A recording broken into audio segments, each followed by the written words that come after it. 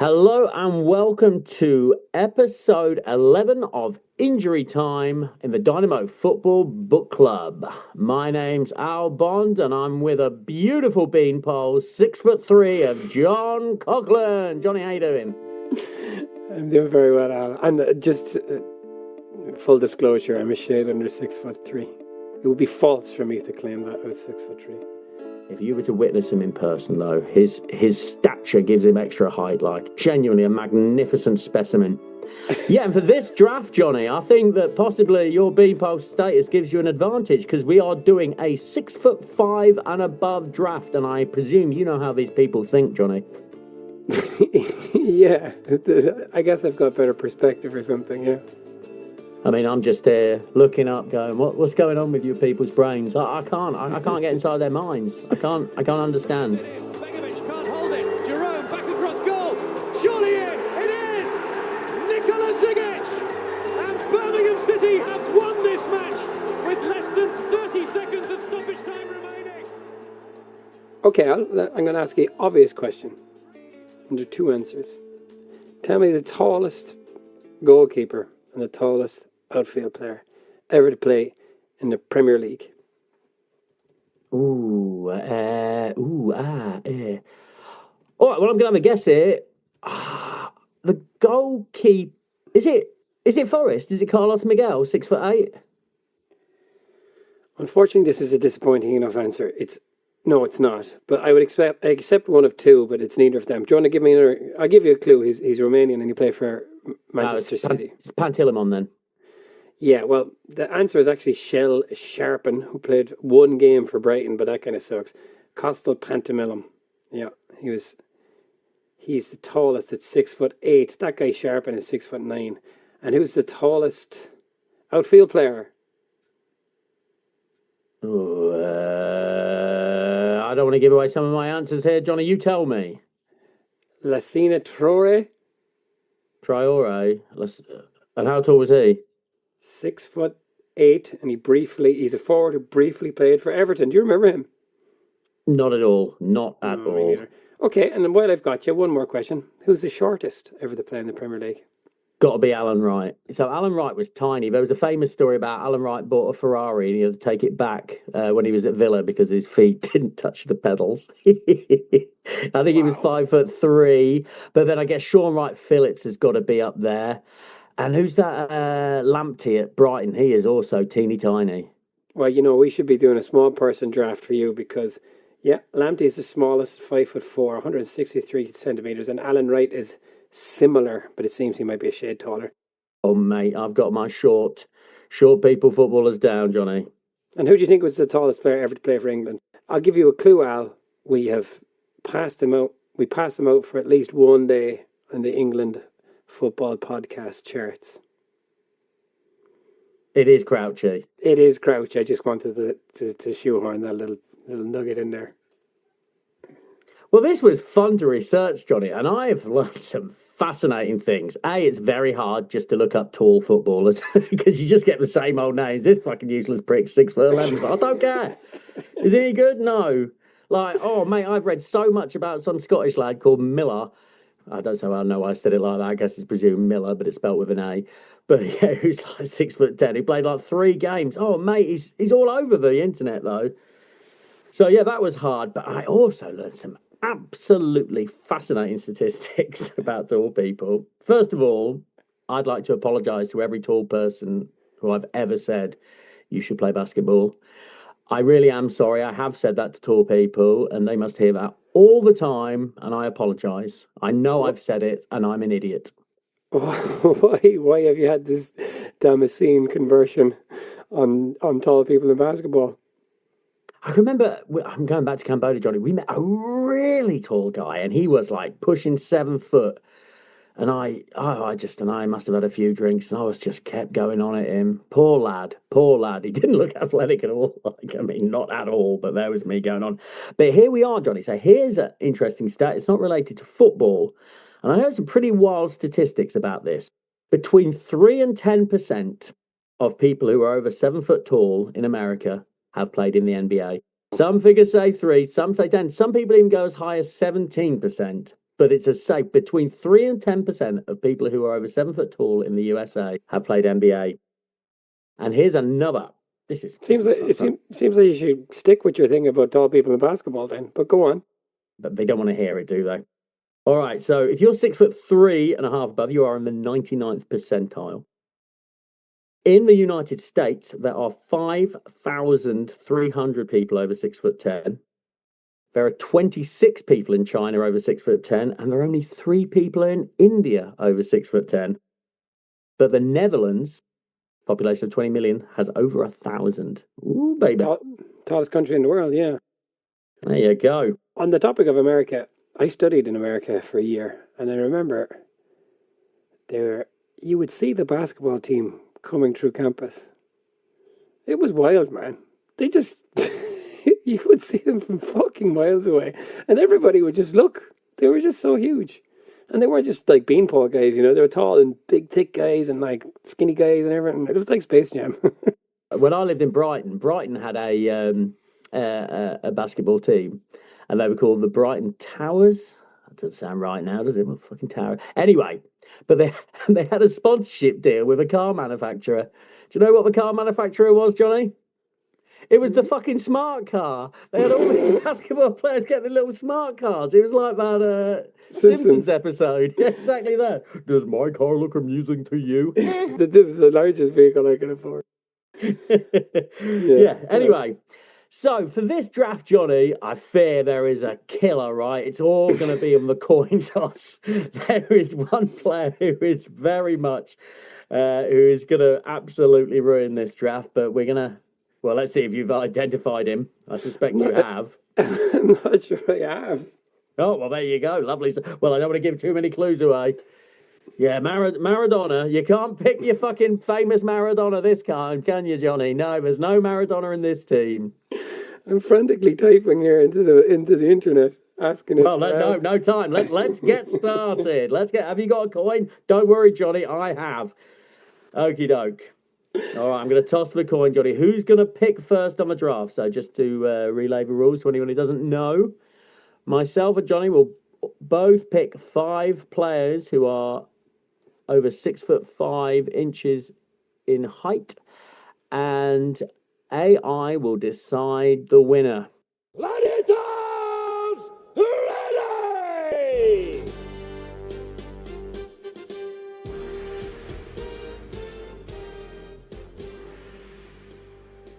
All right, Johnny.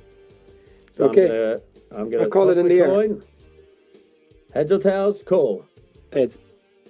It's tails, Johnny. It's tails. God damn it. I really need to change to tails. Never fails. All right, so I'm going to win this draft with my first pick for 6'5" players and above.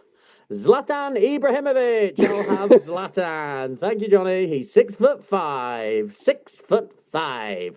Try and find another player for 6'5" who's anywhere near as good as him. You won't, mate. Oh, Socrates. Nope. 6'4". Stick it up your arse. Can't have him. Yep. What do I need to say about Zlatan? Not a lot. If you want to hear more about Zlatan, there is a Zlatan Ibrahimovic episode you can listen to. But my number one pick is Zlatan. I'm going to Zlatan you. Very nice. Okay, well, this guy's definitely not as good. But he is literally the only midfielder who seems to have played, and it was over 6'5". Who? Do you want to guess? Well, I don't want to guess because it's my name. No, I'm not giving you any clues. No, I'm not. Yeah, I see what you're trying to do there. Trying to lure me into it. Do you want to guess? And then you're going to say, yes, it's him. Go on, Johnny. Who is your midfielder? Sander Berg. Ah, it is Sander fucking Berg, yeah. That's who The I've got. defensive Literally the only midfielder, right? It is Yeah, the only fucking one. There's none others. You can basically play striker or goalkeeper. You're over 6'5". In a very rare example, you could be a defender. But yeah, that's Well, I was shocked to see that Shane Duffy wasn't 6'5". He always seemed like such a giant when he played. Anyway, yes. Do you remember what they call a defensive midfielder in Finland? He is a fecal matter. What is it? He's a Fecal plug. A fecal plug. Yeah. Pickatappy. So the famous Pickatappy of Fulham, current player, 25 million pound player, 6'5". 6'5". Known for his aerial dominance, believe it or not. Nah, but he's good on the floor as well. He's a decent player, old Burr. He's a decent player. Yeah, because I did my research on him, because you stole him, you bastard. His mum, his dad, and his brother all played international basketball. Who'd have thunk? Wow. Go on. But his brother also played football in Sweden for the Centrum Tigers, and here's a good name for you, the Aska Aliens.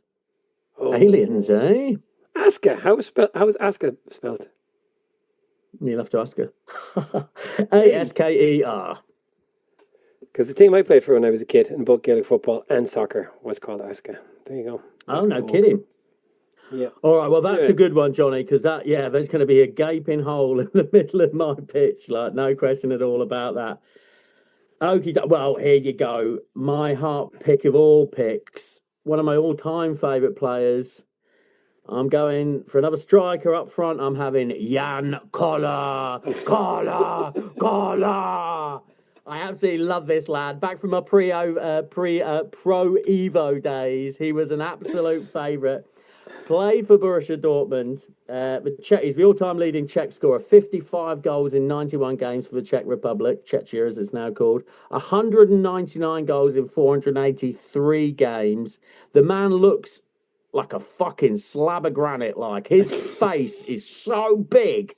It's so massive. I think I've compared people to Easter Island before, but he's one of those Easter Island things.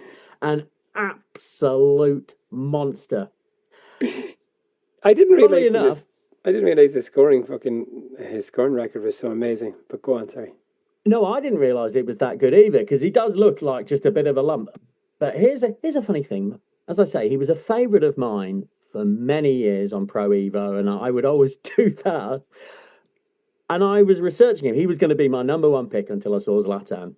But I have called him for 25 years Jurgen Koller. I'd make that collar sound, Jurgen Koller, when he scored a goal in Pro Evo to annoy my mates. And he wasn't called Jurgen, he was called Jan. And when he played for Borussia Dortmund, there was another lad called Koller who was called Jurgen Koller. And I've had his name wrong for 25 years. I would have bet my life his name was Jurgen Koller, but it's not. It's Jan. Anyway, yeah. Okay, well, up front, Ibrahimovic and Koller. Deal with that, Johnny. Deal with it. You can't. Oh, it's sexy. All right, your next pick, old son. Okay, I'm going to go for a Crouch. He's all fucking yours. I didn't want him anyway.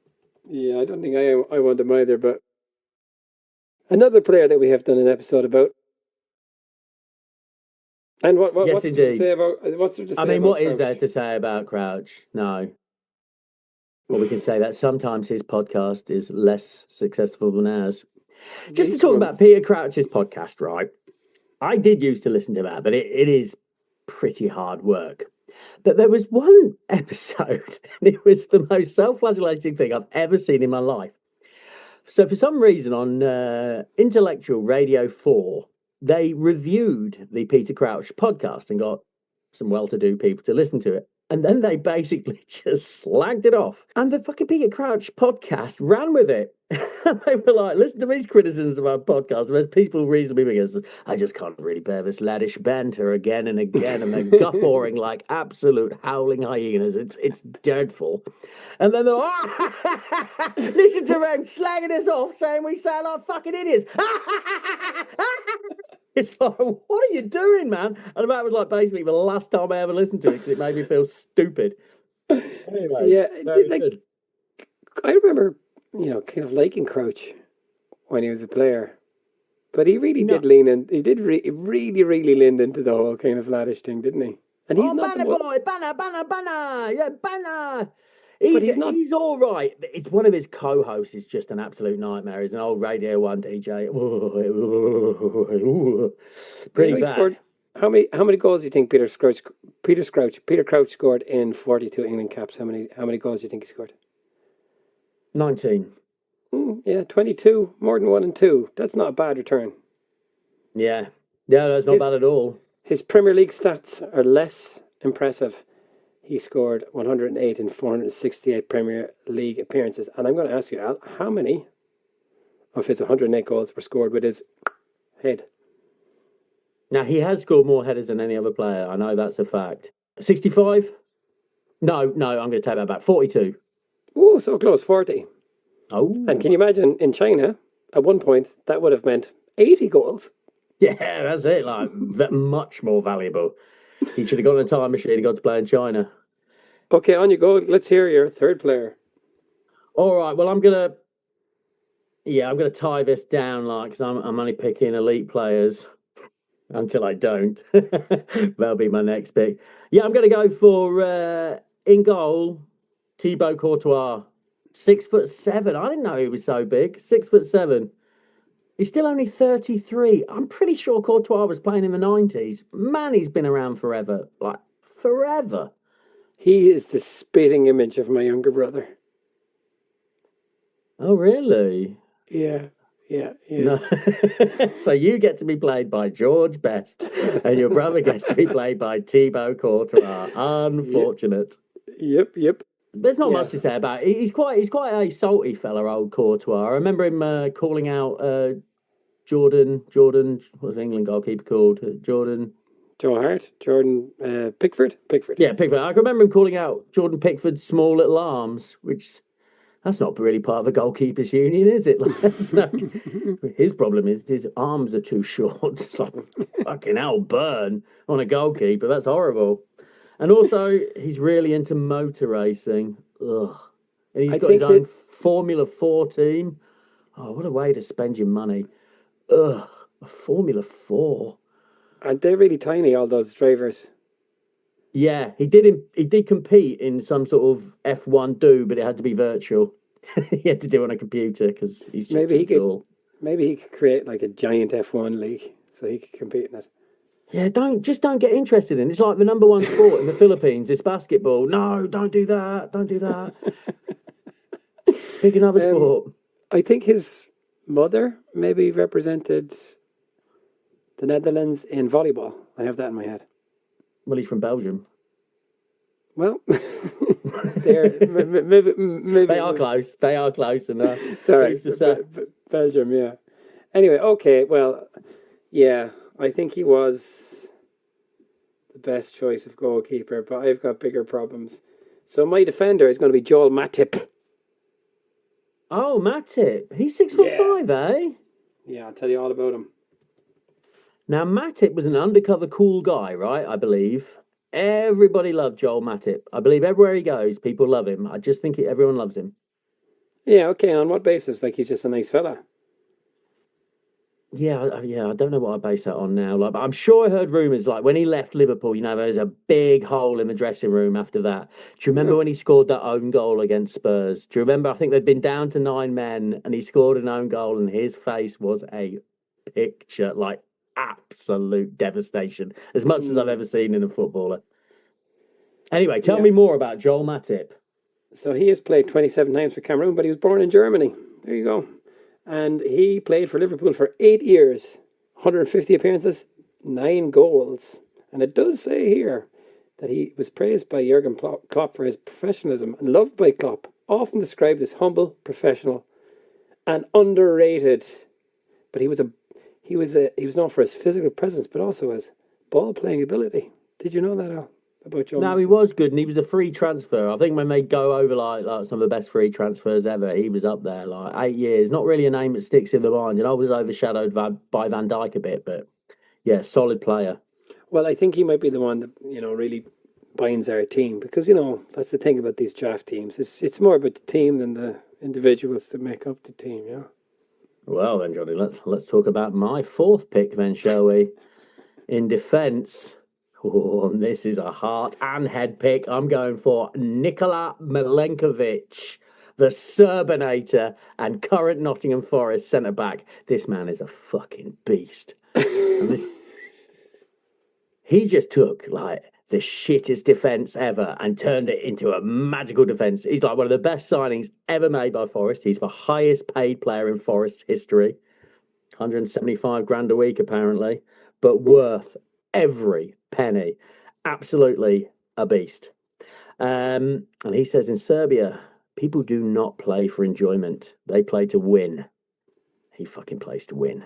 Absolute monster. So he gets paid more than poor old Jesse Lingard got paid. Poor old Jesse. Way more. Poor old Jesse didn't work out for him, did it?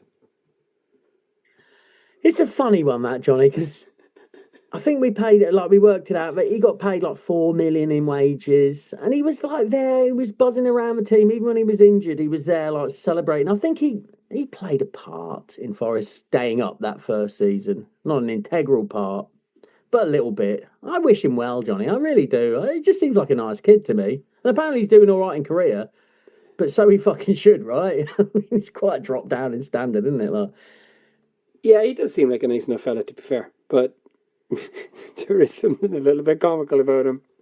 Yeah, a little bit Casanata. Yeah, he's a bit Casanata.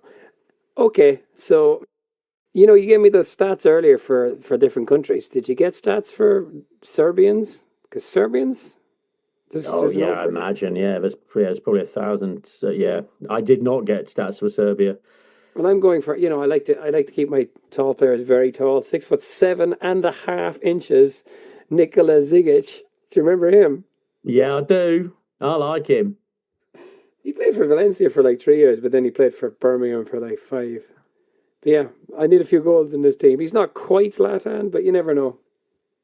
Yeah, you might get a few goals with Zigic, but not a lot. No. Okay, and that only leaves a goalkeeper for me. Go on, tell me what. Finish it up there, Noel. Well, deliciously, and you've managed to segue in. I'm also going to pick a Birmingham City player. He isn't a defender, he's not a midfielder, but he is big Kevin Francis. Do you remember Kevin Francis, Johnny? I think I do. Was he that tall? He certainly was, Johnny. 6'7". He was bought by Barry Fry, and I just want to get Barry Fry into anything I talk about with football. And Barry Fry described him, as quoted by Steve Claridge, as, "You're the worst fucking signing I ever made." So, Kevin Francis.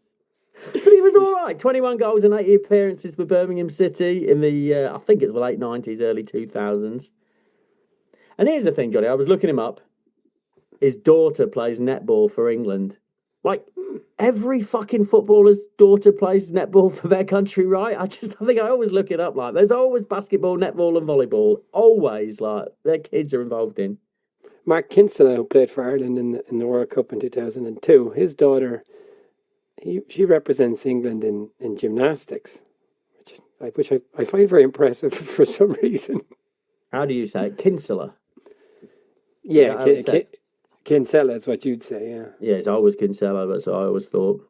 I have a feeling it's what Mark Kinsella calls himself as well. Kinsella or Kinsella? Have you ever heard him speak?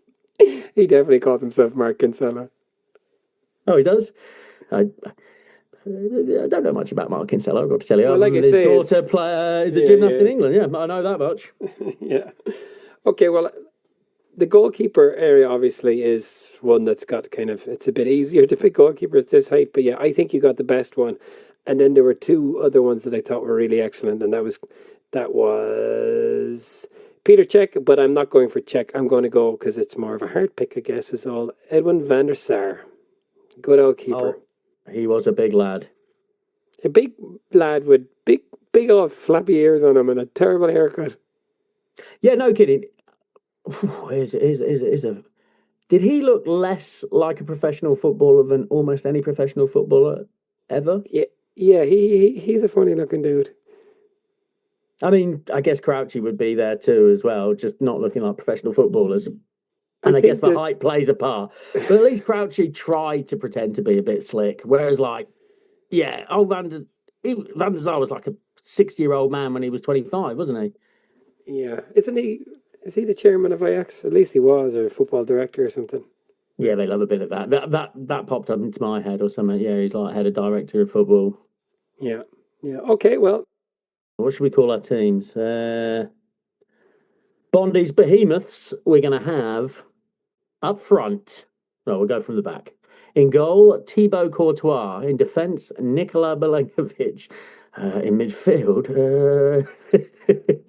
let's say Zlatan's in midfield, and we've got Jan Koller and Kevin Francis up front.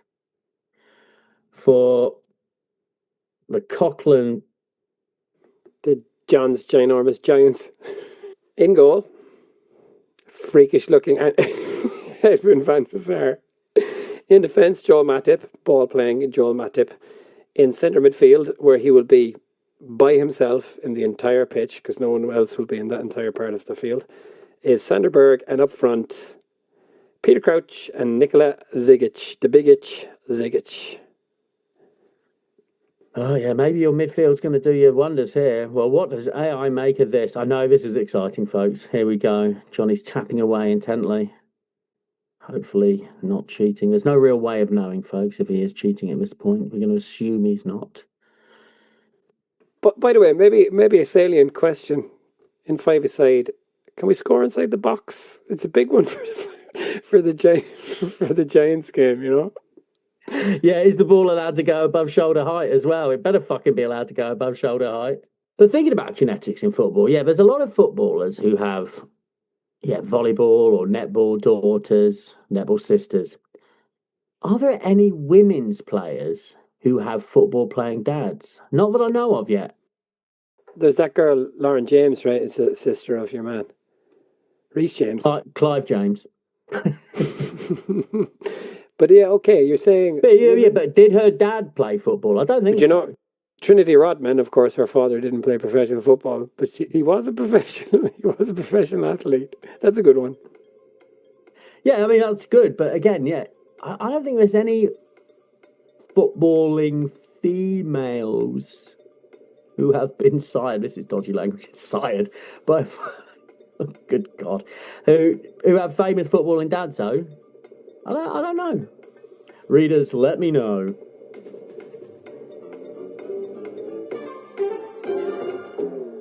Okay, here we go. The Behemoths take a 1-0 lead, but the Giants equalise. Giants is a shit name, actually, now that I see it. Behemoths regain control. Then they go 2-1 up, 3-1 up, all the goals coming through. Okay, your first goal comes from Zlatan. Oh my God. Zigic scores. Can you believe it was a header? Then Koller, then Zlatan, and then Zigic again. But it's not enough. If the teams played 100 times, Bond's Behemoths would win 58%. Johnny's ginormous Giants would win a mere 27%. And there would be 15% of those games would be draws. So there you go. Tactical insights. It was Ibrahimovic, believe it or not. He creating and scoring goals. Peter Crouch was very good with his excellent aerial stats, but it wasn't enough. Bondi's on the march. I just can't stop winning, Johnny. I just can't stop winning. You Zlatan it. Well, I did Zlatan it. I mean, I thought, would he have been your first pick, Johnny? When I was saying there was a crucial pick, was that who you had in mind? I didn't have that in mind, but then you said it, and it actually came to my mind immediately, and I looked up his height, and there it was. So had you not said it, and I had gotten the first pick, I probably would have been still going with someone like Harry Suter or someone like that. Oh, Harry Suter, how did he not get in here?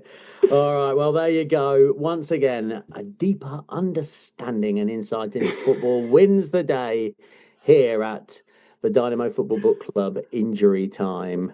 The right man won, and that right man is Alistair Bond. Congratulations to me. Congratulations, Alistair, and the Bond's Behemoths. Well, thank you very much. Okay, so this time next week, we're going to be back with The Foot of a Chameleon, a book on African football by Ian Hawkey. And in 2 weeks, we are continuing our injury time drafts, and we're doing African players in the Premier League. Yeah, that's exciting. Yeah, I am excited about that. And if I don't get one particular player, I'm going to have a fucking tantrum. I really want to know who that is now. Oh, baby. That would be like being winter champion. Just if I could just get that one thing, it wouldn't even matter if I won. If you get him, I'm turning my computer off. One of my all-timers. All right, lovely stuff. Okay, cheers, Al. Thank you very much, Johnny, and we'll see you all next week. Bye-bye. Francis is inside, he finds him. And he scored! The big man's done it again!